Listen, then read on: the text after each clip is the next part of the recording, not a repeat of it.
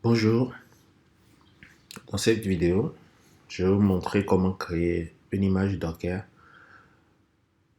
aussi légère que possible. Allez, là j'ai un projet en Go. Ouais, le projet en Go, j'utilise le framework qui s'appelle Reveal. Ouais, voilà, c'est un framework assez sympa. Alors, voilà le projet. Il fait que Hello World. Normalement, quand je fais ça, ok, il fait 832 kilos octets euh, en termes de taille. Alors, normalement, pour le compiler, la commande est quelque part ici, deployment, voilà. Là, la commande est ici, je vais juste la mettre. Donc, pour compiler le projet, bon, je fais ça. Version prod. Allez, je fais ça.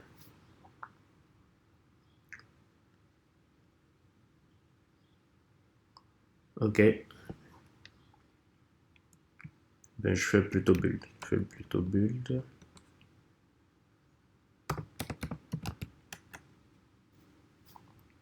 Voilà. Donc, quand je fais build, tout ce qu'il faut pour que le projet tourne est là. Donc, je vais voir combien ça fait comme taille. Il fait 14 mégas. Ok. Donc, voilà.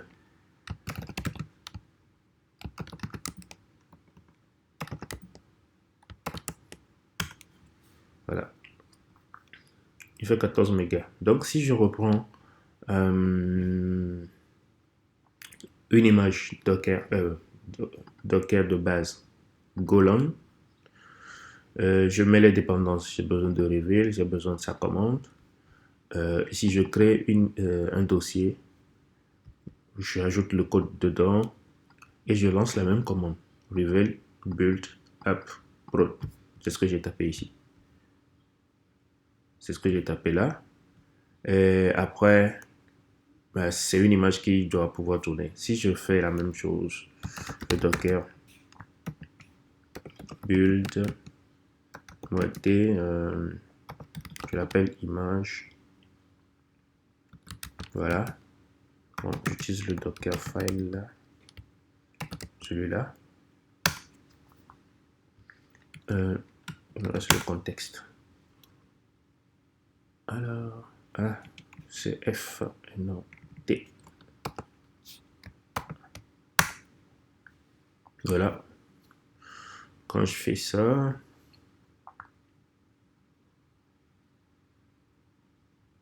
ok,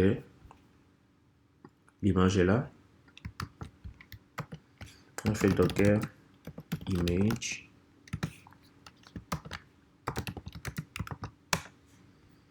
Ouais, ça fait 983 mégas.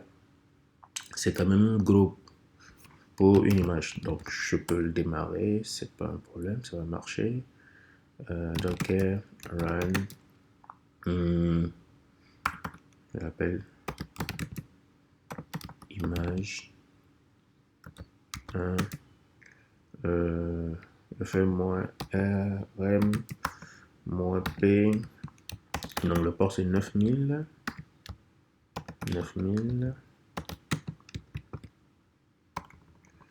L'image s'appelle comme ça. C'est 2 fois moins. Voilà. Donc, ça a démarré. Ouais. Le engine a démarré. Je peux accéder à mon application.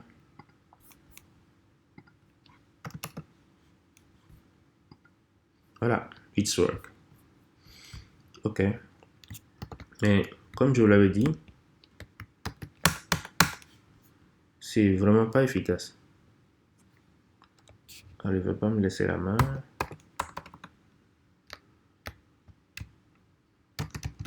Non. Je vais le tuer.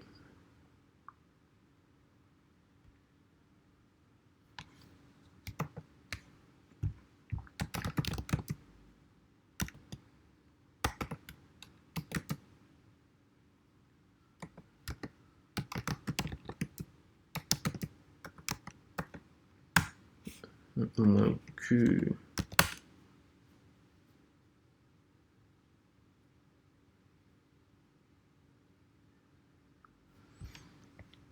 Bon, c'est ça.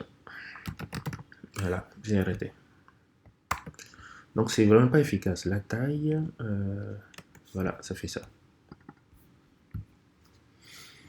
Alors que, si vous voyez bien, Golang, après avoir fait le build, on a un exécutable. Voilà, ouais, on a un exécutable qu'on peut tourner. Donc, en plus de ne pas plus avoir besoin de tout le code que j'ai envoyé, même si le code, ça fait quoi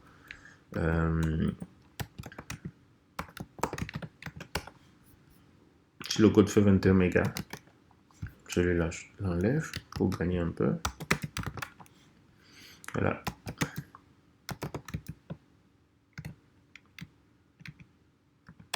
Même si le code fait 14 mégas, après, j'ai pas besoin du code.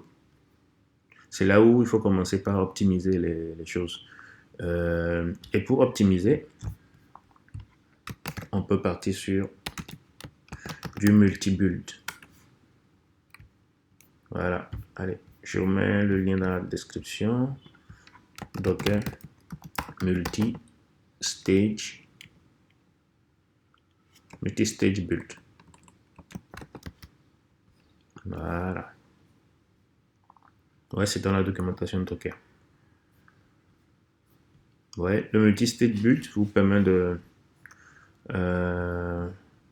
faire votre build comme ici et ne prendre que ce qui est essentiel dans ce build là et l'utiliser pour créer une image finale.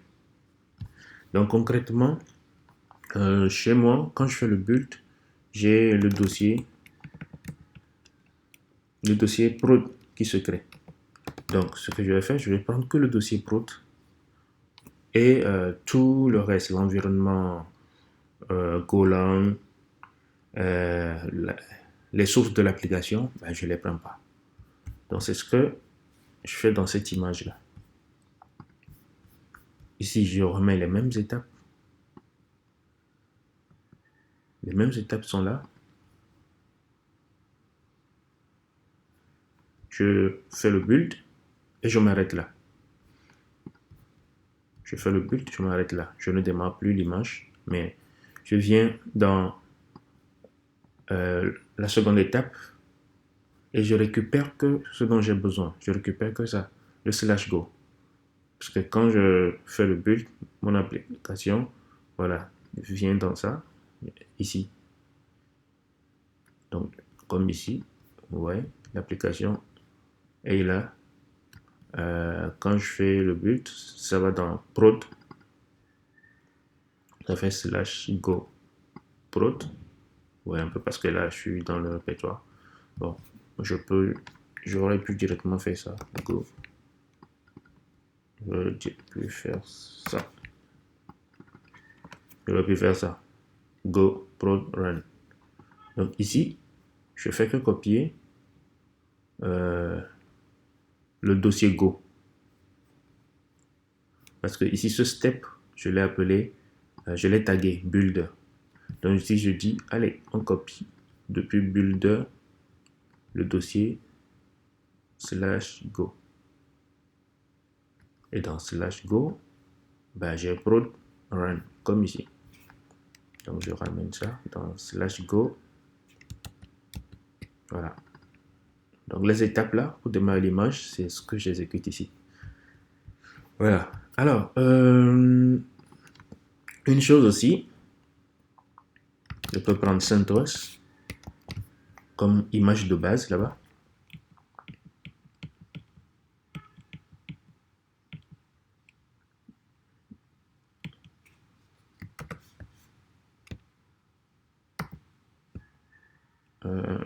je pense, voilà, je prends, si j'ai plus besoin de -f, donc j'appelle ça image CentOS.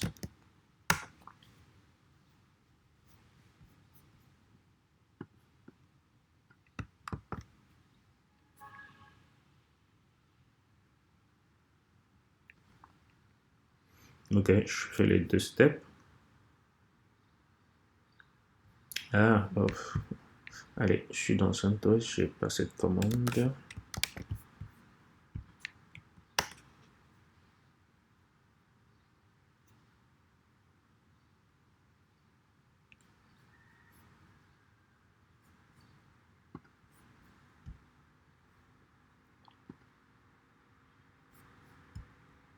Voilà.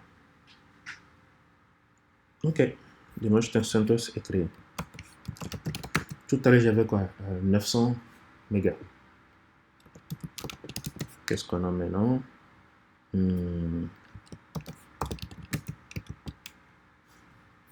Ouais, là déjà, c'est bien. J'ai 353 mégas. Disons que j'ai divisé la taille par 3 au moins. Donc, si je dis docker run, je mets ça. Allez, l'image s'appelle, c'est ça, image CentOS.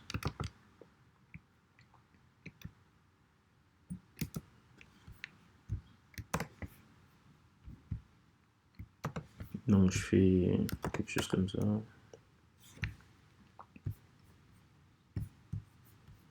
L'application tourne. Elle tourne.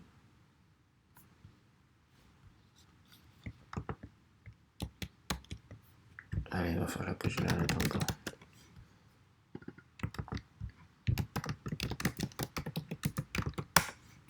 Je vais dire plutôt là.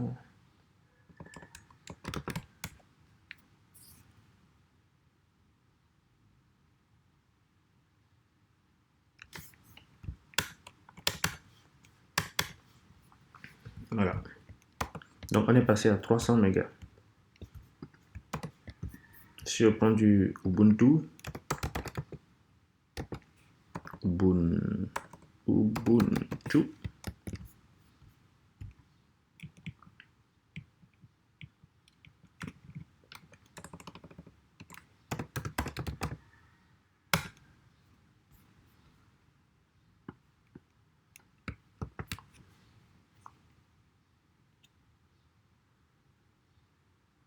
ce qui est intéressant avec Go, c'est qu'à la fin, il te produit juste un binaire. Donc le binaire, tu n'as plus besoin d'avoir du Go dans ton environnement pour le lancer. Tu as juste besoin d'avoir du Linux, quoi. Et il y a même du BAT, donc du Windows aussi. Allez, c'est parti. Cette image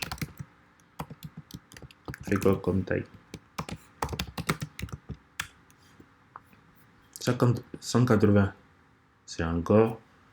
les 300 sont encore divisés par, disons, 3. Donc j'ai une image encore plus petite.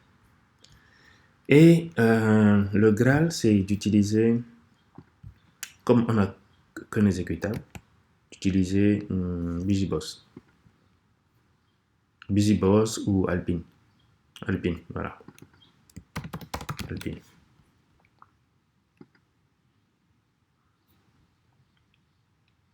Regardez, Alpine ne fait que 5 mégas de base. Donc il ne va ajouter que 5 mégas à mon code que je vais rajouter dans l'image. Donc je prends Alpine.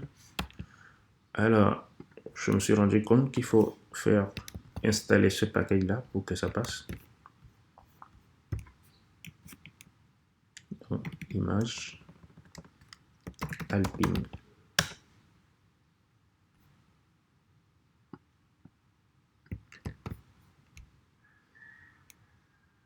Donc si on était à 180, on va voir si l'Alpine va faire mieux.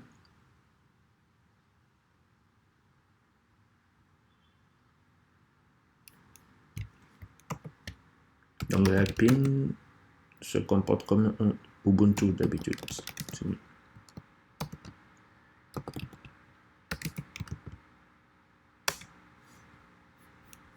Lui, il est à 122 mégas.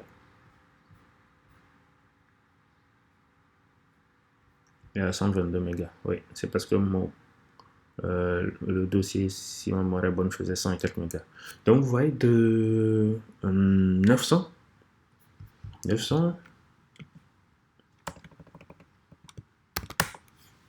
voilà, de 900, on est passé à 122 mégas. C'est pas négligeable. Tout ça parce qu'on a fait du multi-stage building. Et après, on a utilisé des images légères. Donc, tout ce qui est Git, parce que normalement, comme j'ai mis du Git, d'habitude quand on développe un autre Git, même s'il ne pèse pas actuellement, après ça va peser, c'est sûr. Même si j'ai mis du Git,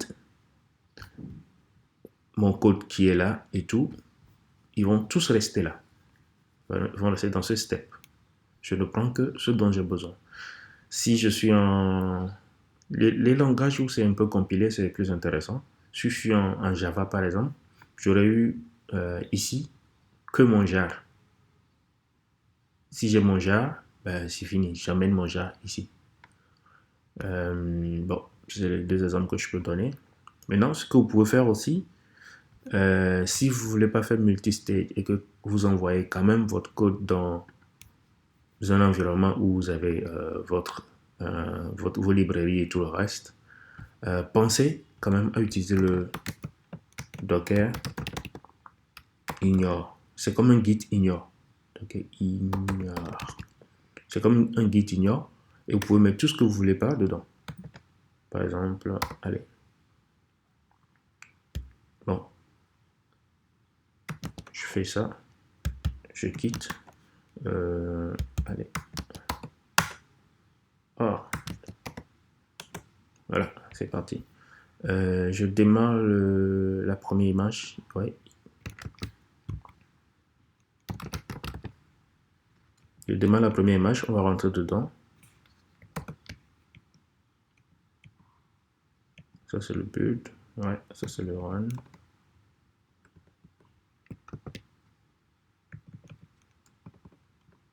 Là, je mets moins D pour zapper le truc.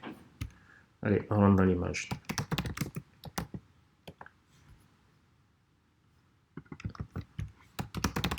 Le conteneur plutôt. On ne rentre pas dans l'image, on rentre dans le conteneur. SH. Voilà, je suis dedans. Vous voyez, tout mon code est là. Quand je fais src, alors, où est-ce que j'ai copié le code? Je l'ai copié ici dans App.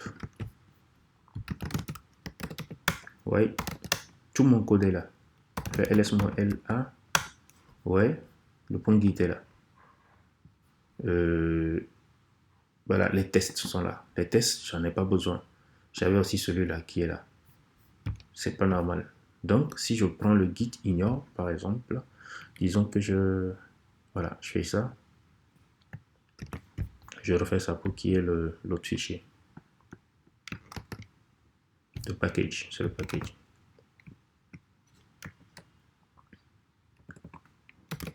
Package. Je répertoire.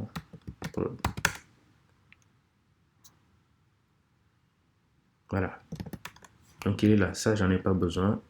Pour aller en prod, ça, j'en ai pas besoin. Voilà, le git aussi. Donc, avec le git ignore, je peux juste venir docker ignore plutôt. Je peux venir là, dire ce fichier ne part pas, les tests ne partent pas. C'est comme un git ignore, quoi. Voilà, allez, je vais faire un build de mon image.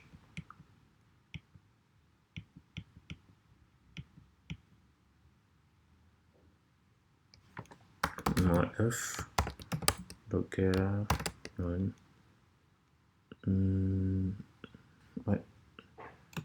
Le contexte est là. C'était image 1.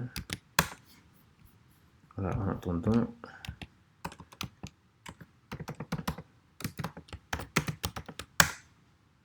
j'arrête celui-là.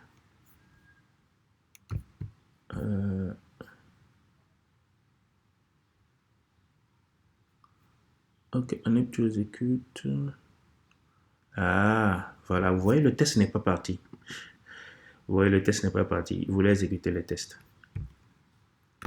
Donc, ça prouve que le Git ignore, ça marche. Le Docker ignore, ça marche. Donc, il faut les tests. Dans la phase build.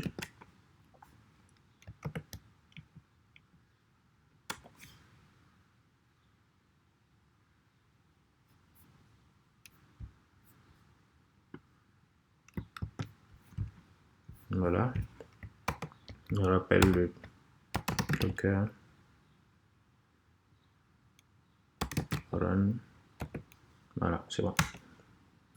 Ah, il y a un qui a déjà ce nom. C'est pourquoi je mettais le RM tout à l'heure. Ok, RM.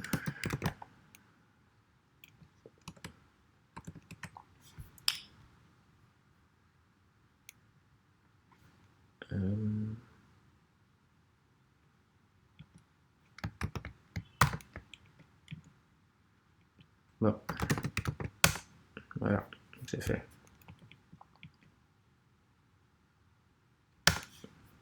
Ok.